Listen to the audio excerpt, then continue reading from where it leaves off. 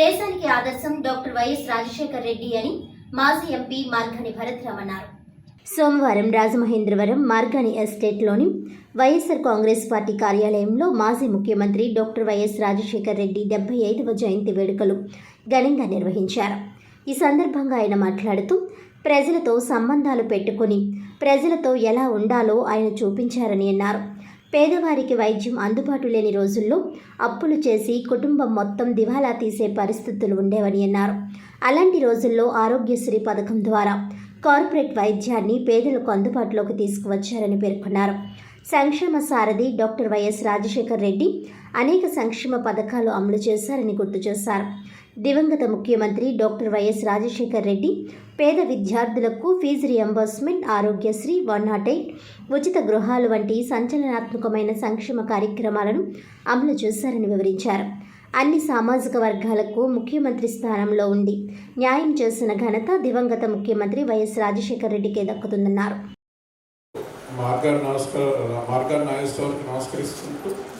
అలాగే మహానేత రాజశేఖర రెడ్డి గారి జయంతి వేడుకల్లో పాల్గొన్న పార్టీ నాయకులు, నా సహచరులు అందరికీ కూడా పేరు పేరున నా నమస్కారాలు తెలియజేస్తూ,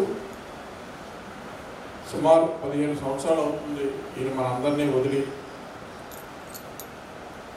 అప్పటి నుండి కూడా ప్రతి కార్యకర్త నిష్ఠగా ఆయన్ని జ్ఞాపకం చేసుకుంటూ ఏదైతే ఆయన ఆశయాలు మనందరికీ వదిలి వెళ్ళారో దాన్ని కొనసాగిస్తూ ఇప్పటిదాకా అనేక పోరాటాలు చేస్తూ ఉన్నాం. వైసీపీ కార్యకర్తలకి పోరాటం కొత్త కాదు. ఎందుకంటే మొదట్లో కేవలం ఇద్దరు, జగన్మోహన్ రెడ్డి గారు వాళ్ళ అమ్మగారు ఇద్దరే వాళ్ళ ప్రయాణం మొదలుపెట్టారు. ఆ రోజు జెండా లేదు, జెండాకు రంగు లేదు, ఏమీ లేకపోయినా సరే పోరాటానికి అందరం కూడా సిద్ధపడ్డాం. ఈరోజు ఎట్టి పరిస్థితుల్లో కూడా మనం అధైర్యపడడానికి మనం జ్ఞాపకం చేసుకుంటే గతం చాలా ఘోరంగా ఉండేది.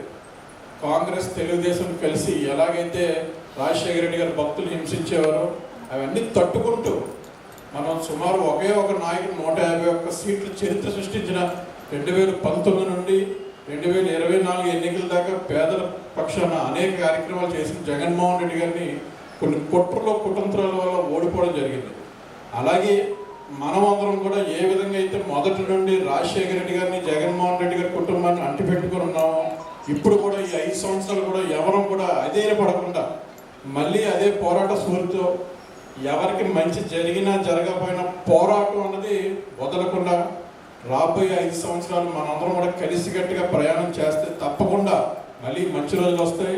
రాజశేఖర రెడ్డి గారి పరిపాలన ఏ విధంగా అయితే చేశారో అంతకు మించి మంచి పరిపాలన జగన్మోహన్ రెడ్డి గారు అందించినప్పటికీ కూడా కొన్ని విషయాల్లో ఏదైతే ప్రజలకి మిస్కమ్యూనికేషన్ అయిందో, ల్యాండ్ టైటిలింగ్ అవ్వచ్చు, ఇతర విషయాలు అన్నీ అవ్వచ్చు, ఇవన్నీ సవరించుకుంటూ రాబోయే రోజుల్లో ఆయన కూడా మంచి పరిపాలన అందిస్తారు.